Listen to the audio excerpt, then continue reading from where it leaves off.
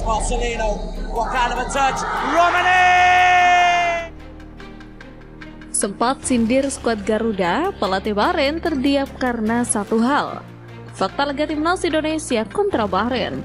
Fakta pengadil lapangan yang dihantui dosa wasit Alkaf.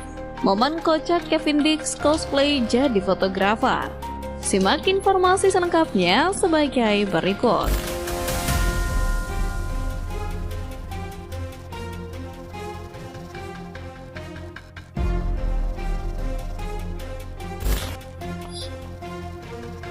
Sempat sindir skuad Garuda, pelatih Bahrain terdiam karena satu hal. Laga penuh drama lagi-lagi terjadi ketika timnas Indonesia menjamu Bahrain di Stadion Utama Gelora Bung Karno. Skuad terbaik diturunkan Patrick Kluivert yang menandakan perjuangan tim merah putih pada laga kali ini. Tak bisa dipungkiri, skuad Garuda datang dengan luka usai dipermalukan Australia beberapa waktu yang lalu. Laga tersebut juga menjadi tanda debut buruk sosok Patrick Kluivert. Sementara Bahrain datang di laga kali ini dengan motivasi berlipat.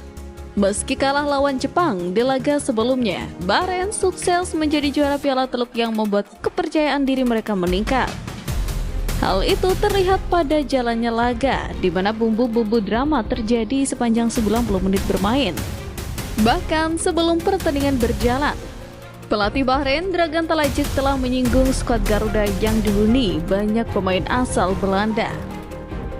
Pelatih tersebut seakan tidak mengaca bahwa para pemain keturunan di skuad Garuda memiliki darah Dia Indonesia lupa yang kalau berdekat Indonesia untuk dengan Belanda mengharumkan itu ada tanah air. sejarah panjang. Namun perjuangan Jai Izzas dan kawan-kawan di depan puluhan ribu supporter Garuda seakan tak gentar. Dragan Talajik Ya, seakan jelas lah. terbungkam lantaran para pemain yang disinggung seperti oleh Romani mampu membuktikan kualitasnya. Terlepas dari hasil laga, perjuangan timnas Indonesia di putaran ketiga kualifikasi Piala Dunia kali ini memang layak mendapatkan apresiasi. Datang sebagai tim debutan, mampu bersaing dengan tim langganan Piala Dunia bahkan Iya, sempat betul mempermalukan sekali. Arab Saudi, menjadi bukti bahwa skuad Garuda memiliki masa depan yang cerah.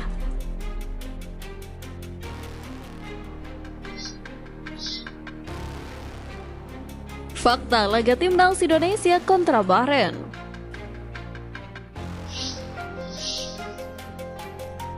Satu, Oh. Justin Hubner dan Ragnar Suka comeback. nih, Justin Hubner.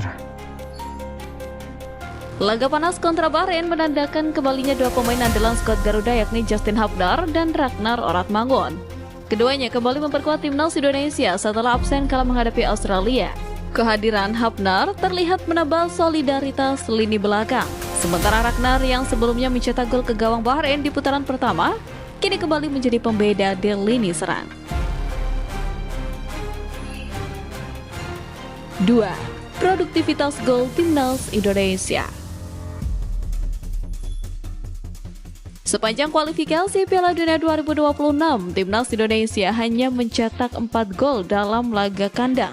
2 gol dicetak saat menang 2-0 atas Filipina di putaran kedua, dan 2 gol lainnya saat menaklukkan Arab Saudi di putaran ketiga. Rata-rata gol Indonesia di ajang ini hanya 0,88 per laga. Lebih rendah dibandingkan Bahrain yang memiliki rata-rata 1,17 gol di laga tandang. Namun, catatan tersebut berubah ketika skuad Garuda memiliki sosok oleh Romani. Motivasi tim merah putih semakin meningkat lantaran Bahrain dianggap layaknya rival di persaingan grup ini. 3. Memori buruk. Terlepas dari hasil laga, timnas Indonesia pernah mengalami kekalahan paling menyakitkan dalam sejarah pertemuan melawan Bahrain. Pada laga kualifikasi Piala Dunia 2014 yang digelar di Manama, Bahrain, timnas Indonesia dihajar 0-10 pada 29 Februari 2012 silam. Kekalahan tersebut menjadi catatan kelam bagi skuad Garuda. Kendati demikian, memori kelam tersebut sudah sepantasnya menjadi motivasi timnas Indonesia yang berjuang di hadapan puluhan ribu supporter yang memadati GBK. Teman-teman semua, kalau kita lihat perjuangan timnas Indonesia itu membuat emosi kita itu terganggu. Waktu lawan Australia kita dibuat marah-marah, emosi, dan ketika lawan Bahrain Ada perubahan yang sangat-sangat luar biasa sekali, di mana membuat kita sebagai pecinta pendukung timnas Indonesia itu senyum lebar setelah mengalahkan Bahrain skor tipis. Meskipun sebelum pertandingan antara Indonesia versus Bahrain itu dihebohkan dengan pernyataan dari pelatih Bahrain yang nada yang dilontarkan sedikit meremehkan kapasitas sepak bola Indonesia, tapi terbukti di lapangan mereka harus pulang tanpa mengoleksi poin. 2 laga terakhir Bahrain tidak mendapatkan poin dan hanya mengalami kekalahan. Lawan Jepang kalah, lawan Indonesia kalah. Dan sekarang kita lihat dengan formasi yang ada, kita berharap peluang timnas Indonesia ke depan itu makin terbuka lebar dengan kualitas pemain yang ada, dengan formasi kerangka yang sudah dibentuk dengan baik ini. Kita berharap pada saat lawan Cina nanti itu benar-benar memberikan permainan yang cantik dan bisa menghasilkan gol buat timnas Indonesia. Dan posisi Indonesia sekarang itu berada di peringkat keempat dengan akumulasi 9 poin, dan itu sejarah baru buat negara-negara di Asia Tenggara, di mana Indonesia adalah negara debut di fase kualifikasi Piala Dunia ini, tapi mampu bersaing dengan menghadapi lawan-lawan seperti Jepang, Australia, Bahrain, dan Cina, dan juga Arab Saudi yang notabene mereka itu sangat berlangganan sekali di Piala Dunia. Nah, teman-teman semua, ini tentu saja pemberian hadiah yang sangat luar biasa sekali buat kita semua sebagai pecinta sepak bola Indonesia, timnas Indonesia. Tentu saja kita sangat bangga dengan hadiah yang kita dapatkan ini. Nah, pesan yang sangat penting adalah jangan kita mengacaukan perjuangan timnas Indonesia. Saya tahu bahwa pada saat lawan Australia itu semua kecewa dan sakit hati. Seharusnya kekalahan yang dialami timnas Indonesia yang begitu besar itu tidak harus terjadi, tapi semuanya sudah terjadi. Dan timnas Indonesia, pelatih yang sekarang mampu memulihkan kepercayaan kita lagi dan memberikan sebuah kemenangan buat kita, yang ini adalah kemenangan yang sangat-sangat penting buat kedudukan timnas Indonesia saat ini.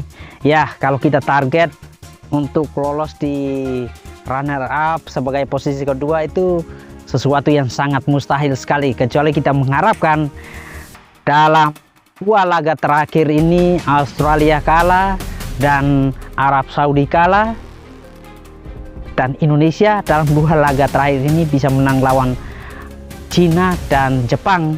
Berarti kita bisa otomatis lolos, tapi itu adalah peluang yang sangat kecil sekali, teman-teman, dimana menghadapi Jepang bukanlah negara yang gampang untuk ditaklukkan. Kita lihat sekarang dia duduk di puncak klasemen dengan tidak terkalahkan.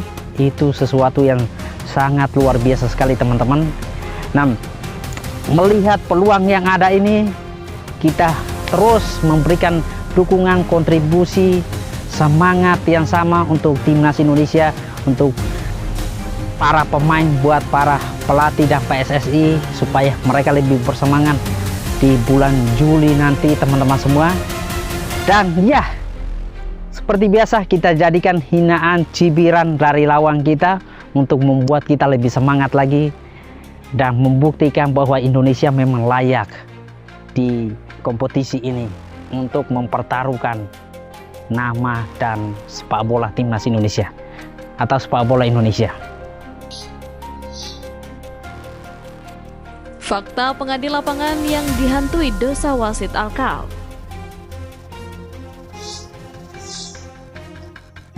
Wasit laga timnas Indonesia kontra Bahrain menjadi sorotan berkat kontroversi laga pertama yang kala itu dipimpin oleh Al-Kauf dari Oman. Pada laga kali ini, Konfederasi Sepak Bola Asia telah menetapkan Sadullah Gulmurodi sebagai wasit utama. Pengadil asal Tajikistan itu akan didampingi dua asisten wasit, Hasan Karimov dan Farhad Kuralov, yang juga berasal dari Tajikistan. Sementara itu, Sayyid John Zainuddinov bertugas sebagai ofisial keempat. Di sisi lain, dua ofisial asal Uni Emirat Arab, yakni Mohamed Obaid Kadim Mohamed dan Omar Mohamed Ahmed Hasan Al-Ali, akan berperan sebagai penanggung jawab VAR. Banyaknya wasit dari Timur Tengah yang kerap memimpin laga timnas Indonesia mengundang tanda tanya tersendiri bagi pecinta sepak bola tanah air. Betul sekali, betul. Terlebih, skuad Garuda sering mendapatkan perlakuan yang tidak adil selama 90 menit bertanding. Sadullah Gulmurodi bukanlah sosok asing bagi timnas Indonesia. Wasit berusia 34 tahun tersebut sebelumnya sudah 3 kali terlibat dalam pertandingan yang melibatkan skuad Garuda. Salah satu momen penting terjadi di Piala Asia 2023 ketika ia memimpin laga timnas Indonesia melawan Vietnam. Pada laga tersebut, ia memberikan hadiah penalti bagi timnas Indonesia yang sukses dikonversi oleh Asnawi Mangko Alam. Selain itu, ia pernah bertugas sebagai ofisial keempat dalam 2 pertandingan lainnya, yakni saat timnas Indonesia menghadapi Irak dan Jepang di ajang yang sama. Gulmurodi dikenal sebagai wasit yang tegas dalam mengambil keputusan, terutama dalam memberikan kartu. Pada musim 2024-2025, ia telah mengeluarkan total 22 kartu kuning dan 1 kartu merah di berbagai pertandingan. Kendati demikian, kepemimpinannya pada laga kali ini bisa kita lihat sendiri selama pertandingan berlangsung. Ya, betul sekali. Momen kocak Kevin Dix cosplay jadi fotografer. Memang ini. Di balik hasil laga kontra Bahrain, para penggawa Garuda menyisakan momen lucu yang membuktikan bahwa tim Merah Putih sejatinya memiliki chemistry lebih. Hal itu terlihat ketika Kevin Dix menjadi fotografer dadakan di sela-sela latihan timnas Indonesia. Dikutip dari akun media sosial resmi timnas Indonesia, Kevin Dix bergaya layaknya fotografer profesional dengan Kabuaya menjadi modelnya yang berpose bersama Sandy Walsh. Bahkan Kevin Dix juga mengarahkan gaya ke Kambuaya untuk senyum. Sontak, unggahan tersebut mengundang beragam komentar dari warganet tanah air.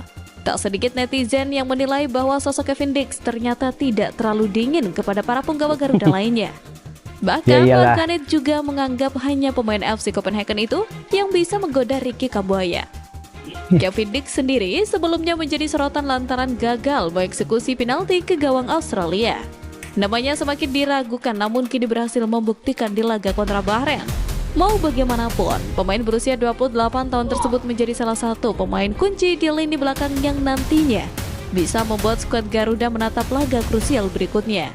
Ya, betul. Usai menghadapi Bahrain, skuad Garuda akan menjalani 2 laga sisa menghadapi Cina dan Jepang pada Juni mendatang. 2 laga terakhir akan menentukan nasib tim Merah Putih untuk menginjakkan kaki di Piala Dunia 2026 meskipun harus lewat putaran keempat. Tentu saja kemenangan timnas Indonesia ini memang karena letak di sini adalah selain kualitas permainan para pemain ini sudah sangat bagus dan ada perubahan dari strategi pelatih, dan juga kita lihat wasit di sini bekerja sangat-sangat profesional. Kita tahu bahwa waktu pertemuan pertama lawan Bahrain itu Indonesia benar-benar dirugikan. Seharusnya kemenangan yang sudah ada di depan mata tapi harus hilang karena keputusan wasit yang cenderung merugikan timnas Indonesia.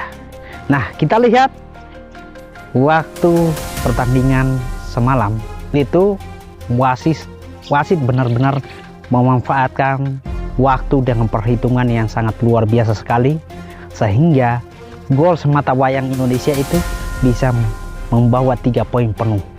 Memang pertandingan di babak kedua itu intens permainan, serangan terbuka dari Bahrain itu sungguh-sungguh sangat menakutkan buat kita. Tapi sekali lagi saya mau memberikan apresiasi buat para pemain di lini pertahanan kita, di mana ada Rizky Ridho, Jai Ices, dan juga Verdong, dan Kevin Dix yang begitu konsisten untuk mematahkan lawan. Ditambah lagi El Premang, Justin Hapner. Mereka sangat-sangat bermain rapi, bersih. Setiap bola yang disapu itu memang benar-benar clean. Itu membuat kita sebagai penonton itu sangat menikmati permainan dan terpukau melihat bagaimana mereka mengamankan pertahanan Indonesia. Ditambah lagi di belakang ada kiper Martin Paes, dan ini sangat luar biasa sekali. Dan saya juga suka ketika ada pergantian pemain, di mana ada Kambuaya dan juga beberapa pemain yang diberikan kesempatan untuk bermain. Mereka benar-benar menunjukkan kualitas mereka, performa mereka, dan itu sesuatu performa yang sangat bagus sekali dari para pemain kita. Nah, tentu saja ini akan menjadi persaingan ketat buat para pemain timnas Indonesia. Semuanya menunjukkan kualitas terbaik mereka, dan saya sangat suka sekali pernyataan dari Rizky Ridho, di mana dia mengatakan bahwa setiap pemain itu menunjukkan yang terbaik buat untuk membela timnas Indonesia. Tidak ada kepentingan pribadi. Ketika pemain diberikan kesempatan, mereka akan membuktikan bahwa mereka juga layak berada di skuad inti. Oke, teman-teman semua, beri terus dukungan buat timnas Indonesia, dan jangan sampai kita hanya pada saat senang saja kita senang, tapi pada saat kalah kita habis-habisan menyerang para pemain, pelatih. Jangan sampai itu terjadi. Dan satu lagi hal yang saya sangat suka sekali dengan profesionalisme yang dimiliki oleh Coach Sintayong. Beliau tetap menonton dan ada ekspresi dari beliau melihat ketika Indonesia berhasil membobol gawangnya Bahrain. Beliau ikut merayakan. Itu adalah letak profesional dari seorang pelatih yang sudah membangun sepak bola Indonesia. Itu sangat top.